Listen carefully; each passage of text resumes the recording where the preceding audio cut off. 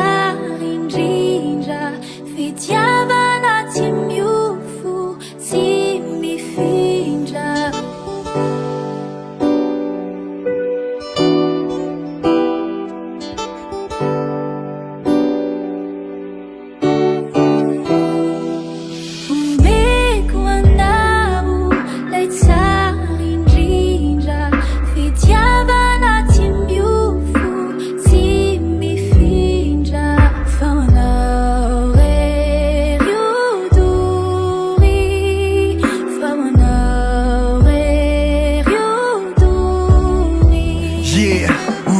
anaty voaly le antoka anaty sy mba nandaota anaty jaly tsy de ara-materialy zay misy eo hitambarana vidinana fiakarana manaiky fa tsy vola ihany kainy fahasambarana natsotra fiakanjo aiko fa tsy fifasily na tsy arahana faux ongle sy arahana fossile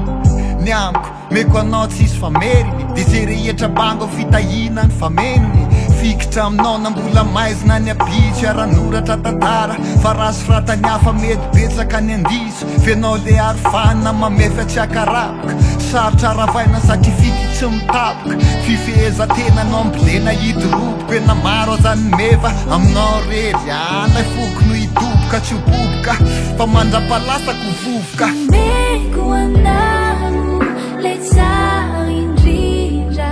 fitiavana tsy miofo tsy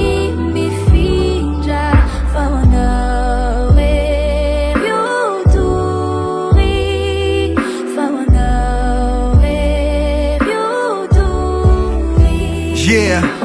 rano iapitana aiko fa masika onja fa za miampy anao mira fitiavana mafonjy ifameny ifanampy amy lalana mahitsy lay fomotepony anona fa tsy rovava n'olombitsy fa sarotra nilaza zasy anao tsisy tomika reo adiady mamaritra hoe tsisy anjelitsika fa ny vity tena izy tsy mety tsara velatsy atoroko anao lafia fa tsy afeniko lafibi lafy vidy anilanao ihany azoko antoka fitsikinao ny marina ny fijerinao tsy sandoka ny atsarany ivelany mety horesin'ireo fotoana fa misaotra tamile fity maimaim-pona fenao le antokana mahainy fa le meko reo ady ze atrehako nanjary tô tsy reko misy anao za mananamana manolo tanana efa mamyra miaty zay fa vo maika odivanana